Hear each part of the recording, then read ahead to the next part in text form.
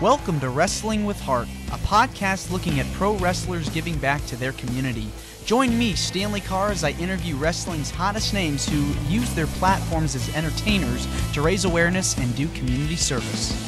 Hello, and welcome to another edition of Wrestling with Heart. This is the show where we talk with professional wrestlers and professional wrestling personalities about their lives in and outside of the ring, as well as doing acts of charity, doing community service, volunteering, and inspiring others. Positivity. We're always about motivation and positivity here on the show. And I've got a very special guest with me today. He has wrestled all over the country. He has worked with some big names. Talking C.W. Anderson, Ron R-Truth Killings, Ricky Morton, just to name a few of the people he's worked with. I'm pleased to welcome to the show Jeffrey Smith. Jeffrey, welcome to Wrestling with Heart. Hey, man. Thanks for having me. Yeah, it's my pleasure. So tell me about your upbringing. Tell me about your childhood. Where did you grow up? So I grew up in a little southern town called Garner, North Carolina. It's about maybe 15 minutes on the outskirts of Raleigh. And when I was a kid, I went to the Dorton Arena in Raleigh every Tuesday night for Jim Crockett Promotions.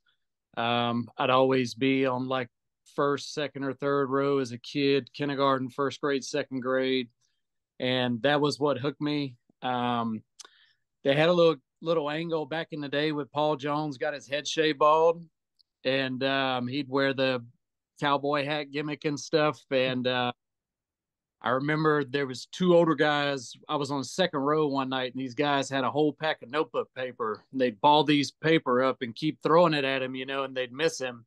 And I was like, hey, give me one of those. I was like in first grade maybe.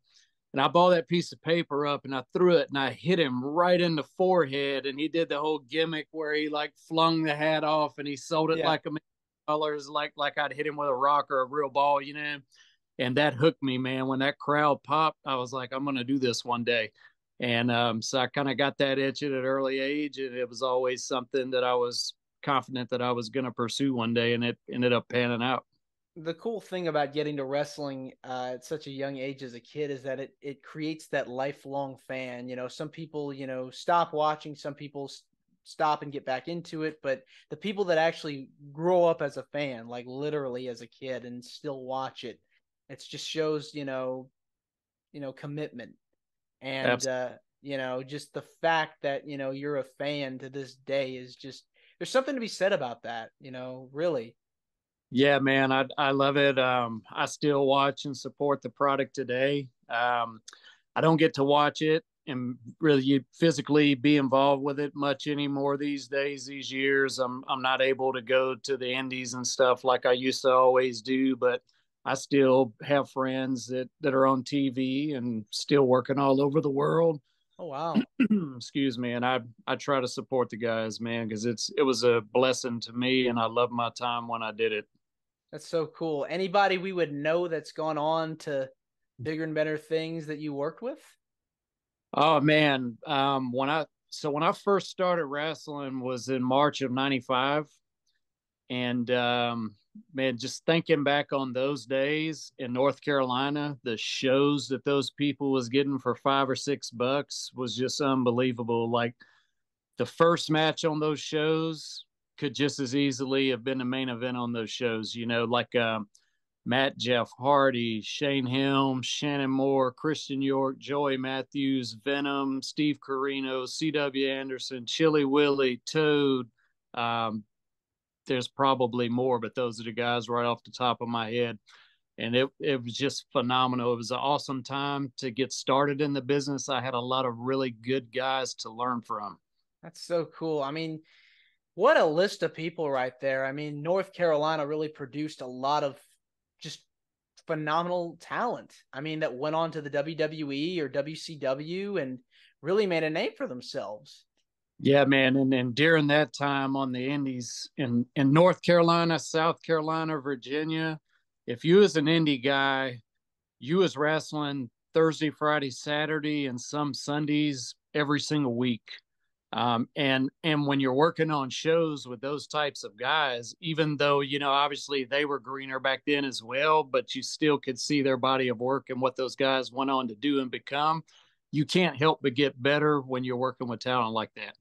No, certainly not. I mean, just such an historic, hotbed of wrestling, the Crockett promotion, and just so many people that came out of that. What was it about North Carolina that was just made wrestling just so popular? Man, it was just it's just funny that you mentioned that because like growing up as a kid and even becoming a young adult before I actually got involved with the indies, I'd never watched like WWF or any of that kind of stuff. I was always a Jim Crockett Promotions guy, and we got a lot of world class championship wrestling down Mm-hmm. here too. Yeah, the And it's Texas. like a really, really popular thing to do. And there was wrestling on like every Friday, Saturday, Sunday night. You could get wrestling on TV.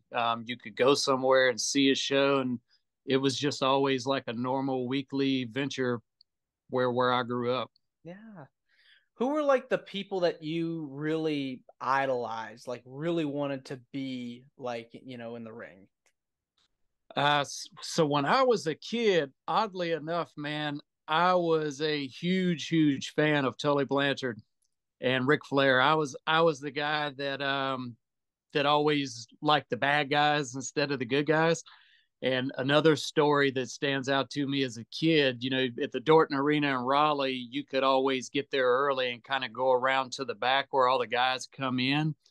And the only reason I vividly remember this was because back then, if you got any of the gimmick T-shirts, they were like all black shirts, except for Nikita Koloff. His little gimmick shirt was yellow, and I had one of those shirts that I got.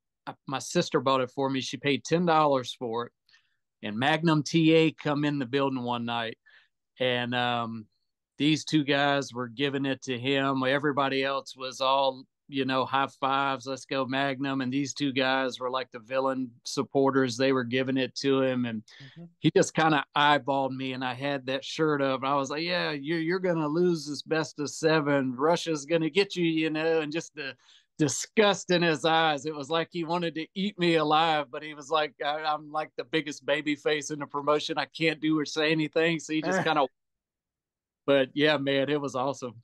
Sure. That's so crazy. I mean, the '80s was just so wild, with the storylines and the characters that were going on. So you got your start in '95 on the Yeah. Indies.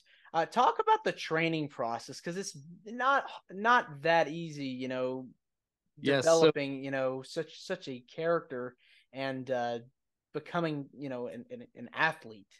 yeah. And so when I got into the business, it wasn't like it is now.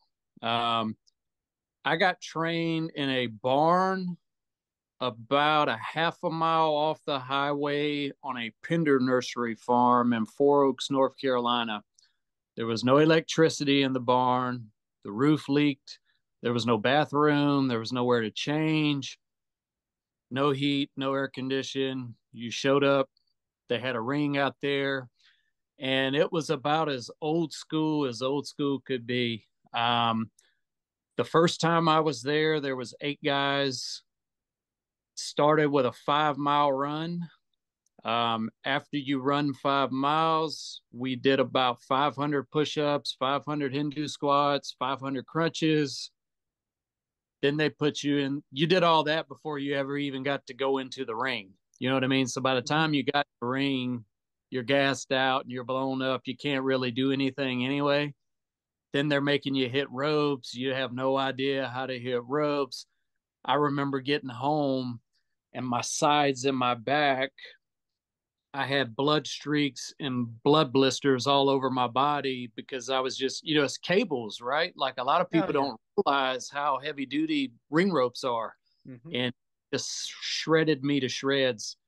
And my girlfriend at the time, she was like, "What in the world happened to you?" Because I was hurting so bad.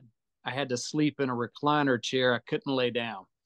And I made it through the first week, and one other guy made it through the first week. 6 guys quit, didn't come back. Week 2, 3, and 4, it was me and one other guy. After the fourth week, the other guy stopped showing up. So I was the only guy that made it through.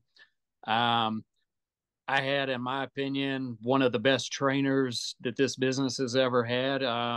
C.W. Anderson is, I consider him a great friend today. I mean, I'm not actively connected with him. I don't get to see him and hang out with him, but I credit everything that I got to experience in the wrestling business. I credit to him. He taught me everything that I knew about wrestling, from A to Z, psychology, how to work, and he did it the old school way. And you'd learn one new thing each week. And as you continue to progress through weeks, you start putting things together. About 3.5, 4 months in, maybe. So I'd already had my gear and stuff. I was, like I say, again, old school. You go to every show that you can go to just to be there. You always have a bag in the trunk because you never know when you might get used. And even though I'd never even worked a show before, I always had my bag in the trunk. I'd go to these shows. I'd help set up ring chairs. I'd help set up the rings. I'd run concession stands. I'd do anything that I could do for those promoters to get in good with those guys so I'd be able to get some work. Because back in my day, that was what we called paying dues. You didn't just show up and start working on shows. You had to build relationships with these guys. And if it meant getting taken advantage of for 6 months to be able to work on some shows, if you love pro wrestling and wanted to be a part of that business, you did what had to be done to get in that business. And those are the types of things that I did to get my foot in the door. Yeah, I mean, it's sacrifices. You had to do stuff that you may not have loved as much in order to get to what you wanted to do. And it seems like you got that experience, that well-rounded experience. You got to do everything pretty much. Yeah, and I was at a show one night. It was in March of '95. Like I said, I've been training about 3.5 months. I had developed relationships with the guys who provided the ring and did the ring. They was paying me like $20 a night to help them unload, set up, break down, and load back up the ring. So I was there early for that. Had a front row seat because I'm always there, 3 hours early. Helped set up the ring, did everything. Show had just started, and one of the guys come up and grabbed me by the arm and said, Grog wants to see you in the back. That was a promoter. It was SCW, Southern Championship Wrestling, Count Grog. His real name's Greg. Awesome dude. He was the booker and the owner of that company. They said, Grog wants to see you in the back. I was like, uh-oh, what did I do? And he said, did you bring your stuff? And immediately I got butterflies and started shaking. I said, yes, sir. He said, well, go get it. I need you to work tonight. And it was that simple. And I probably weighed 145 pounds soaking wet. At the time, I was 16 years old. I told everyone that I was 18. No one ever asked for a driver's license, or you didn't sign waivers or anything like that back then. You showed up with cash, you paid your money, and you got trained. But he put me in there with Big Slam Vader. I don't know if you've ever seen. He's he's a real big, heavy set guy. Vader. Yeah, he passed away a little bit ago, but Yeah.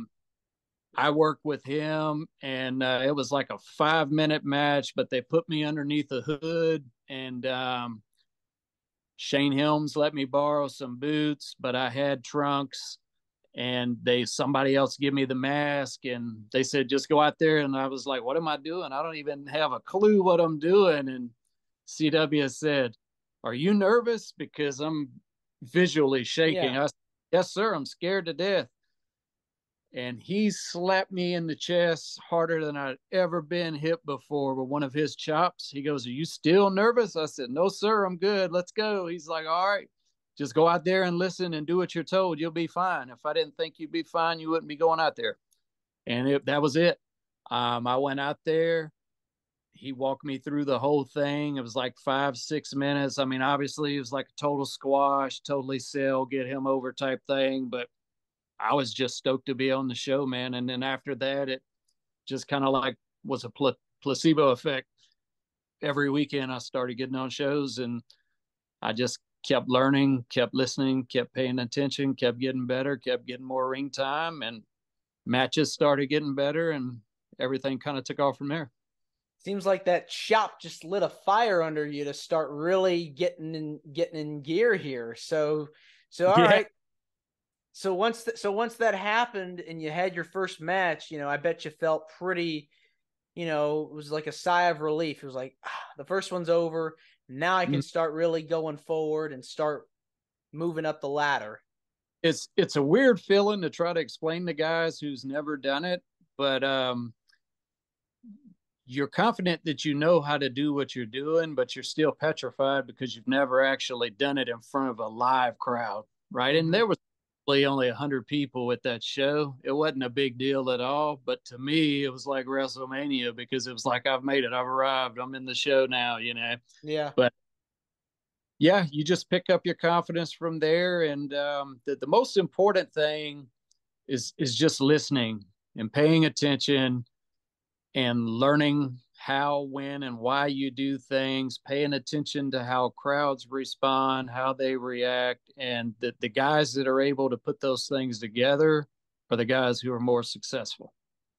Oh yeah, absolutely. As you pay attention, do what you're supposed to do, you'll make it far. I mean, so you started working, you started having matches. Who were like your favorite opponents that you were in the ring with?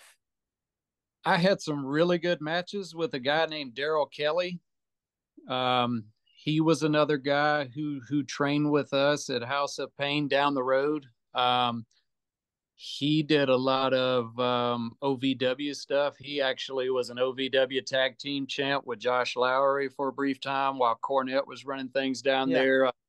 He did really good in the business. Some of my best matches was with him. Um, Anytime you get to work with Joey Matthews, Christian York, Shannon Moore, Shane Ham, any of those guys, like it's like a night off because those guys are so fantastic, just so good with everything that they do, man. And when you get to work with guys like that all the time, from when you first start out, you don't really comprehend and realize how lucky you are that you're being able to work with guys that are this good. Because what ends up happening is all these guys kind of get signed in like a 1 to 2 year window, and then like they're all gone.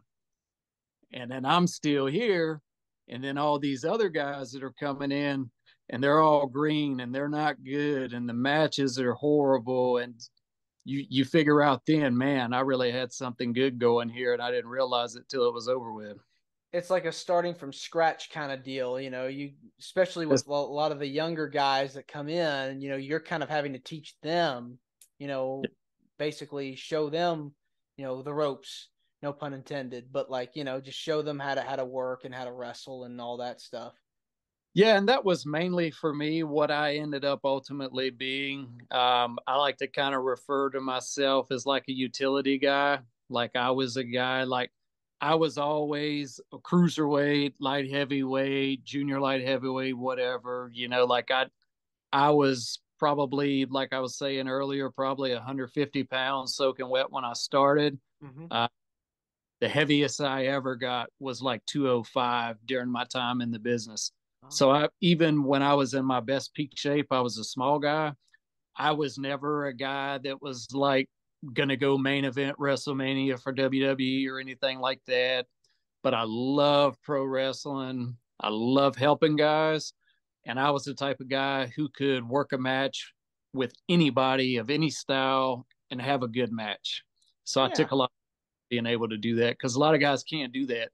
Um, you'll have a lot of guys who can get over and have really good matches if they're working with someone who can help them have a good match. But when they get in there with somebody who's a little greener or doesn't know how to lead a match, they get exposed real easy. So always prideful that I kept myself out of those situations because I knew how to get through it. Yeah, being a smaller guy, that period like the 90s and early 2000s, that was a big time for like the cruiserweight division. WCW had, a stacked roster, and the WWE had like a light heavyweight division. I mean, that was just a hot time in the business. Did you watch a lot of that stuff? Did you take anything away from that time period? I did. I did. Because again, like when I was starting 95, kind of going into 96, you didn't see the cruiserweight guys. It was still a big man's business. So like there was maybe a handful of guys that was our size. Um, but then WCW kicked it up a notch. Then WWF, WWE did the same thing. Then you started seeing these guys come from all over the world. And it's like, oh man, there are guys my size that's on like a completely different level. Man, I wish I could go work with those guys, right?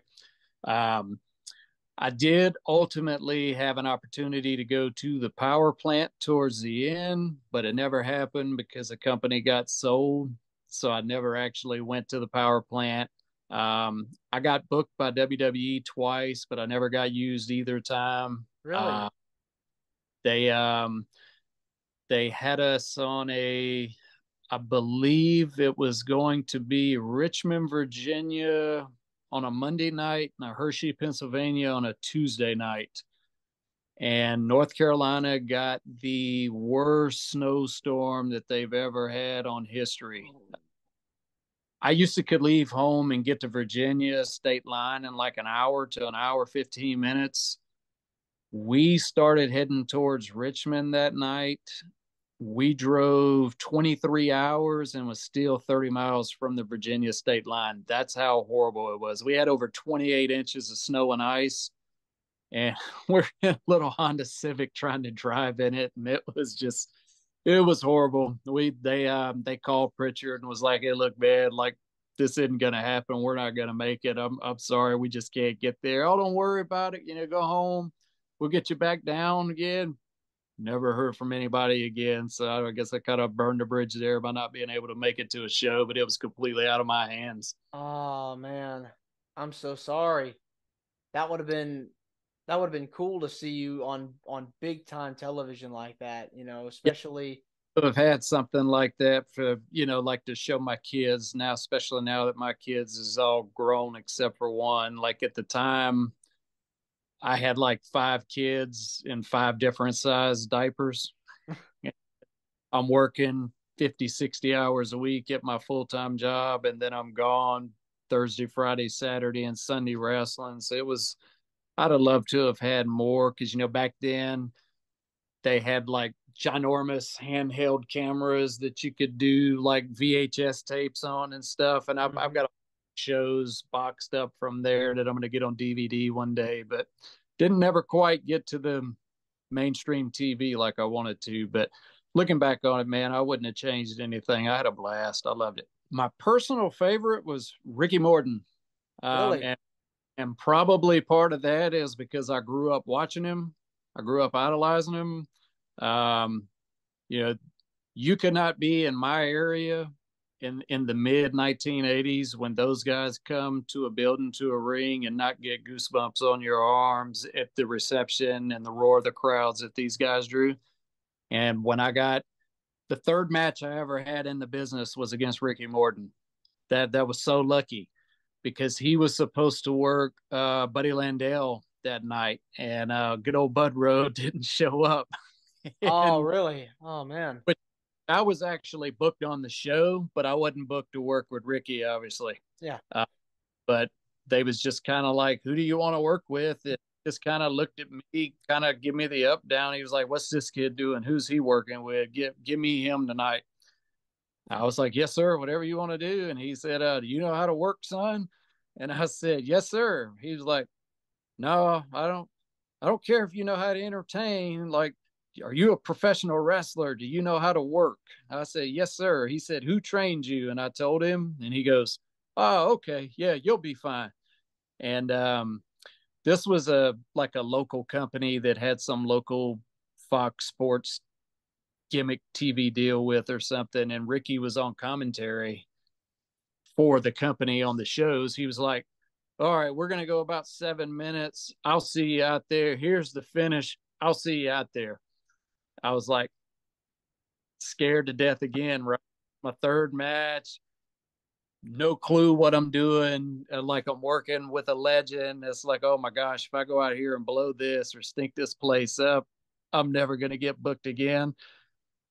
The simplest, easiest match that I've ever had in my entire life. I mean, just light as a feather, but so professional, so fluent. Walk walk you through everything. And again, all you have to do is keep your eyes open, keep your head up, and listen. And he made me look like $1 million, and I didn't even do anything. Like I was had been trained to be a baby face, and of course, I'm not going to be a baby face working with Ricky Morton. He's going to be the face, right? He had everybody in that place hating me, and I had no clue what I was doing. I was just listening and doing everything that he told me to do. And when I got done with that match, the other guys and stuff in the back, they thought that I had been working for years. Oh, wow. It was a real blessing. And I got to work with him several times off and on throughout my career. So he would always be my overall favorite. That's really nice. That's really cool. You got to work Ricky Morton. Now, you stepped away from wrestling, retired in 2008. Yeah, so I worked full time from when I started in '95 till about mid 2001. By the time 2001 rolled around, I was really beaten and banged up. I was hurting really bad all the time, because again, I'm working with a lot of really big guys because I'm a great bump taker, and a lot of the guys that you see on TV who are the smaller guys that are good bump takers, they only have to take those super bumps here and there. I was taking those bumps every single week somewhere else on a different show. I started slowing down a good bit in 2001, and it was several different things that led into it. Like I said, I was tired and hurting. I thought I was going to have an opportunity to go make a good showing at the power plant. That fell through. I never felt like WWE was going to be an option for me because I knew I was too small for them. And that was up to a point to where like they wouldn't even book you at the time unless you was 6'2", 225 or bigger. ECW was kind of like where all the boys really wanted to be, but you just had so many guys trying to get tryouts on those. I kind of looked at that as like that's never probably going to happen for me either, because I'm just a small dude. And we had a training session one day. What put it over the top for me was I hurt a guy, and that really, really mentally and psychologically damaged me for a good little bit. And it was just like a simple, we wasn't even doing anything complicating. It was a big guy that I was kind of helping who was going to be getting pushed at a lot of places. We was doing these like snap bump sunset flips, and he was going over, but it was like he was rolling over and then he's going to scoop and power bomb, and I'm going to take a really hard bump instead of just kind of rolling in to the sunset flip like you see. Mm-hmm.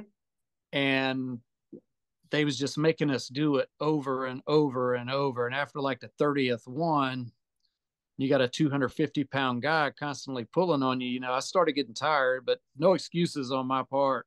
He went over. I bumped too fast. I drove him headfirst into the mat. Everybody thought that I broke his neck, including me.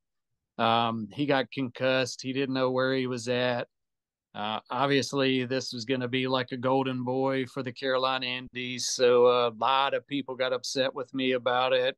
That damaged me a little bit because I worked 6.5 years. I'd never hurt anybody ever.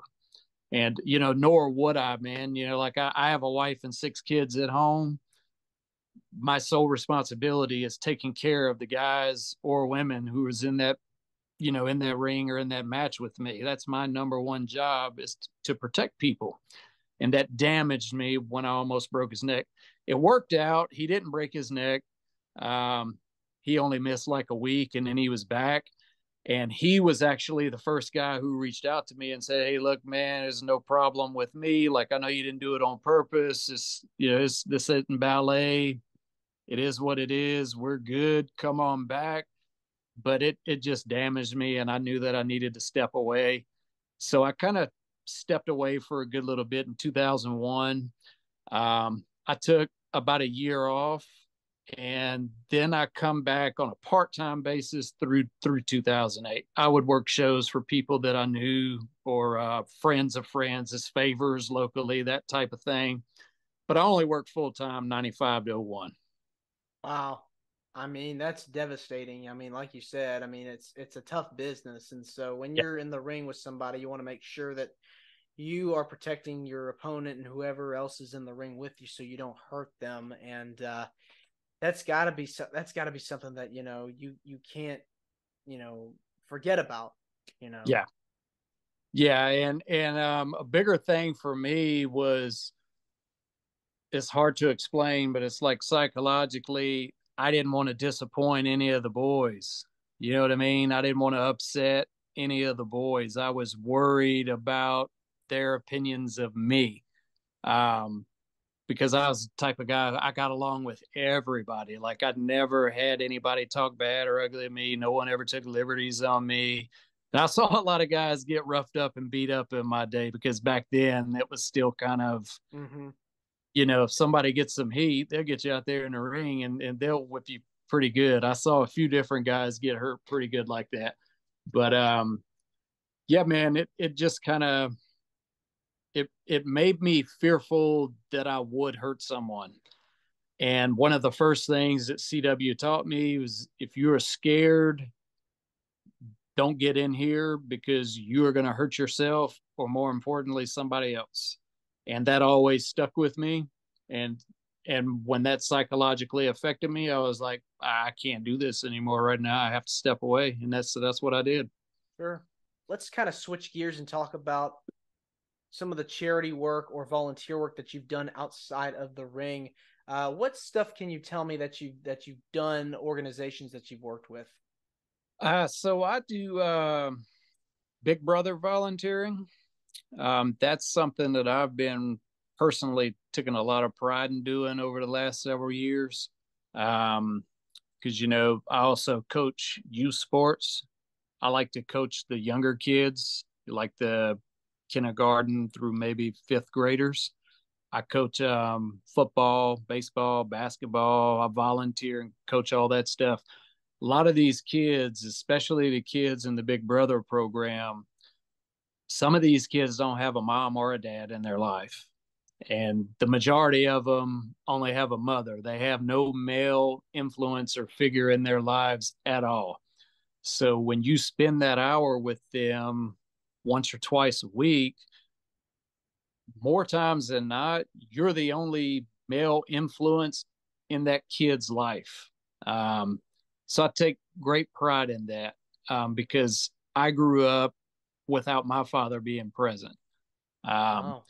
Now, full discretion, I have like an awesome relationship with my father now. But my father was like in the Vietnam War. He become a really bad alcoholic when he got home, and he just kind of lived like a hermit and isolated himself from everyone. So he was not present. Even though he was there, he was never really there. And I was raised by my grandmother and my aunt. So my mom or dad wasn't in home. And as I continued to age and grow up, I realized how that affected me.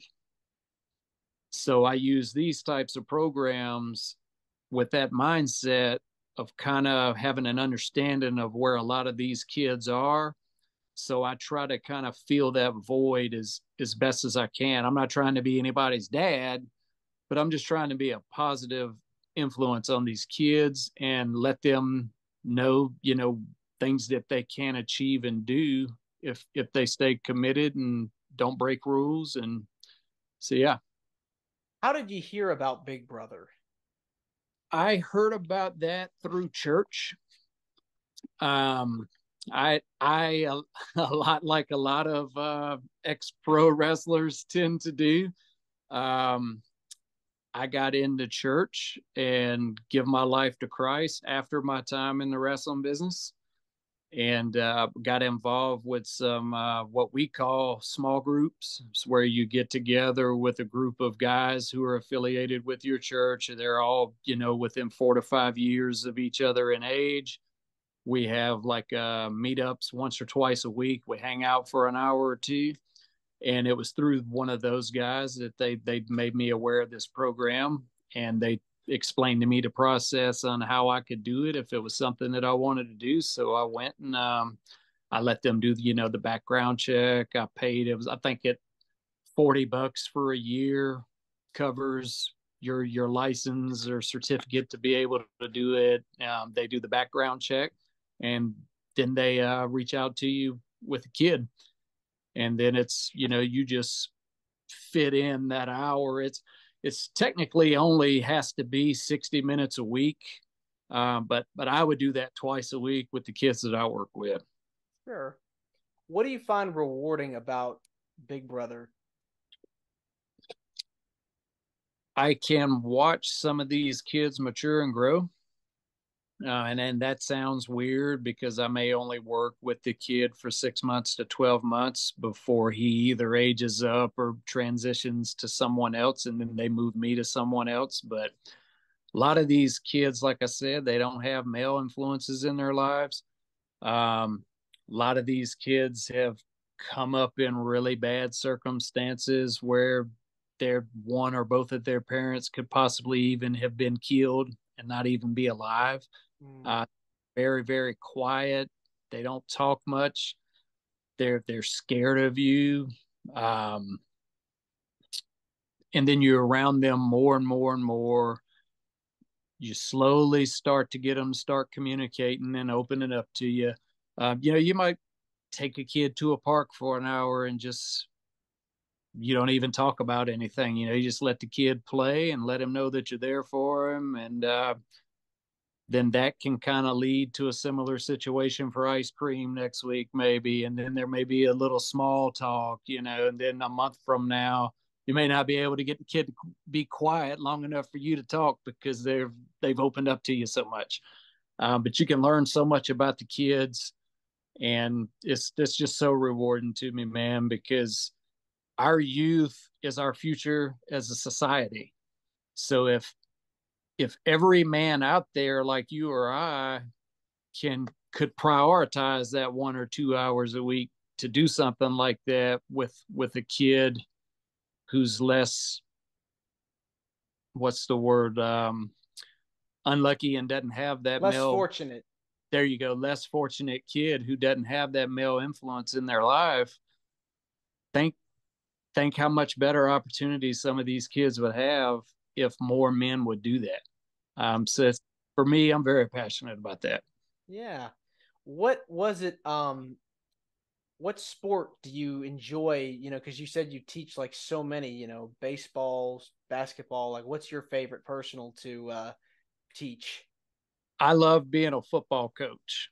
And when I do football, I like to coach anything 12 and under, because at that age they're all still learning, and they're, for the most part, are willing to listen.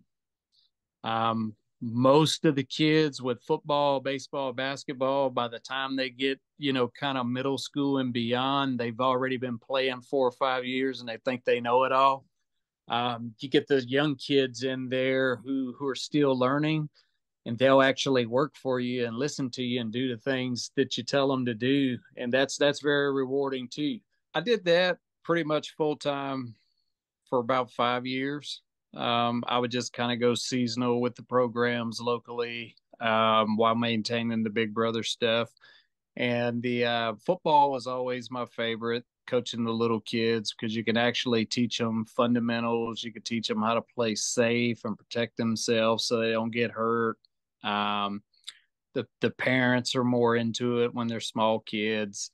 And the funnest season that I ever had was the last season that I coached football, actually. They had a bunch of kids show up and sign up and register. They had a draft. They already had their teams, their coaches, and all that stuff. I was involved in something else. They all ended up with like 15 kids that no one drafted. It was almost like a Bad News Bears type Yeah. real life. Um, I had obese kids, I had two special needs kids, and then I had a handful of kids that just for whatever reason, none of the other coaches wanted to pick. Hmm. They put all on an extra team that wasn't supposed to be in the league, and nobody wanted to coach them. And I said, I'll do it. And I said, let me have my son, because I had one kid who was still aged in at the time, and he had actually aged up to the next group, but it was only by like a month. I said, if you'll allow my kid to play with us, so I don't have scheduling conflicts, I'll coach the team. Absolutely zero expectations of the season at all. Um, no one expected us to win a single game. And that was the proudest I'd ever been of a group of kids. We actually went 8-2 that year, Hmm. and we lost the championship on the last play of the game to the team that went undefeated the whole season. So Unbelievable. yeah, they far exceeded expectations, and they were just so disappointed and let down when they didn't win. It actually made me have a tear in my eye at the end of it. My wife was like, "Nope, you can't do that here." And I was, so I just kind of, and kind of took a little walk and went back and consoled the kids and talked to them, as I wanted them to be able to win it so much for themselves. Uh, has that been something that you wanted to go back to, coaching youth sports? I've strongly been thinking about it here lately. So my wife and I, not to veer off pace too much, but my wife and I, we've been married 21 years. We actually have 5 kids together, and we have a 9-year-old now whose name is Jackson. He's actually our adopted son. We adopted him. He was a shaken baby syndrome survivor.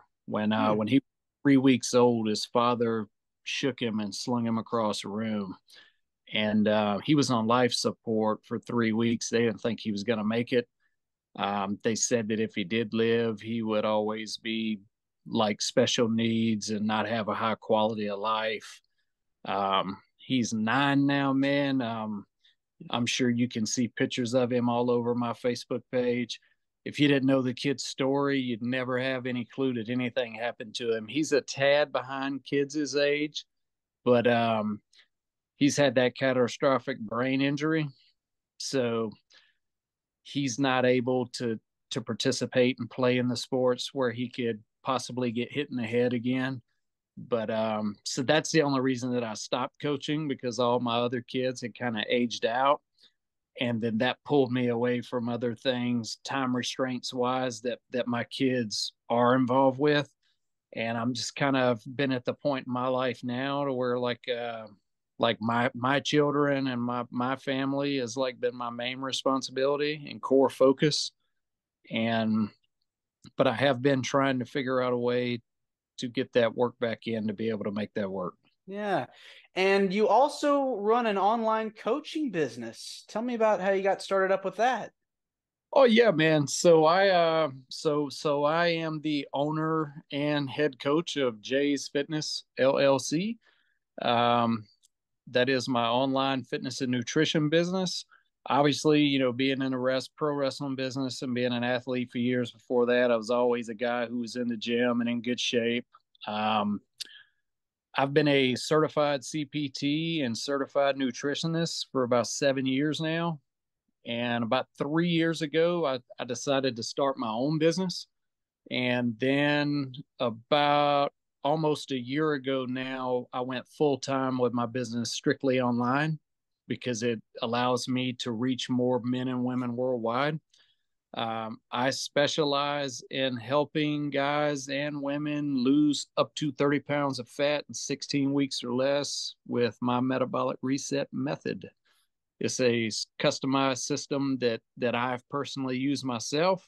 I've helped hundreds of men and women transform their lives. And the goal of my program, the sales point for me is I will always be the last fitness coach or last online coach that you will ever have to hire. I help people obtain their leanest and most muscular physique possible. Oh, wow. That's so And cool. yes, I have my own customized branded app that all my clients get to use. And everything from me with them is one-on-one and will all be in that app. They get their customized training plan, customized nutrition, diet, supplementation, daily step counts, the whole 9 yards. And then all of my clients, as a perk, they get direct access to me personally 24/7. So everybody gets my number. So if they have a question or a problem, all they have to do is reach out to me straight away, get real-time response. Most coaches, you pay them money, they give you a program, you get one check-in a week. If you have a question on Monday and your check-ins on Sunday, you're waiting over a week to hear back. It's not like that with me. You get same day real-time response. So it's pretty cool, man. Yeah. It's just another layer and another area for me to help people become better versions of themselves, to reach their full potential, which is kind of something that I'm really passionate about, if you haven't been able to figure that out over the last hour. Yes, definitely. When you grow up without a mother or father present in your life, you don't understand why. It really does something to kids, and they think that it's something wrong with them. Mm-hmm. And I battled that and had issues with that probably up until as recently as like 10 years ago. I had issues with that. Really? And finally able to get to a point to where I worked through that, man. Yeah. Uh, my wife tried to get me to get a therapist for years, and I'm like, therapist? Like, oh, wait a minute. There's nothing wrong with me. I don't need a therapist. And then I finally did it. And that, out of everything that I've ever done in my life, outside of being a dad and a husband, hiring a therapist was the absolute best decision that I personally ever made for myself. Um, I had one session a week for 2.5 years straight, and I found out things about myself that I had no clue I was allowing to bother me, and all that kind of stuff. We worked through all that. I won't get on a tangent about that, but I highly recommend guys do that if they feel like they need it. There's absolutely nothing wrong with it. It actually takes a really strong guy to admit that they need that for themselves and to commit to doing it and doing it. But if that's you, if you're listening, do that. You won't regret doing that. No, absolutely. I think having a therapist around can definitely help save a lot of people's Yes, lives and help with the mental well-being, because mental health is definitely a subject that a lot of people are talking about today. So definitely a good tool. No doubt about that. yes, sir. Sure is. Yeah. Well, Jeffrey, this has been great getting to talk to you. It means a lot to me and the listeners and viewers. Where can people find you on social media? Yeah, man. Thanks. So anybody can look me up on Facebook under Jeffrey Smith. There'll be a big banner on my wall that you'll know it's me because it immediately identifies that it's a business page. You can find me on Instagram at Jays_fitness. Um, TikTok is Jay's Fitness. Pretty much every other social media channel outside of Facebook, you can find me as Jay's Fitness. And you can Awesome. email me at jaysfitness@gmail.com. You don't have to hire me if you have any questions revolving around fitness, nutrition, supplementation. I love connecting with people, talking. I'm more than happy to answer and help any way I can. Reach out. Definitely. Hey, thank you again. You're more than welcome to come back on the show. Hey, thank you, man. I really appreciate you having me, man. I really enjoyed this. And I love Awesome. What was that? I said I love the show. I'm a big fan. I've kind of gotten hooked on watching the episodes on YouTube. Oh, awesome. Thank Yeah, you. I'm almost caught up. Not quite yet there to. Yeah, feel free to share it. When we get the episode uploaded, feel free to share the video and share the Facebook pages and everything. We're trying to grow the following, build up the audience. Yes, sir. I'll do it, brother. Sure will, man. Awesome. Thank you again. Hey, have a fantastic night, brother. You too. This is Wrestling with Heart. I hope you found this podcast to be informative and entertaining. If you did, please hit the subscribe button and look out for the next edition.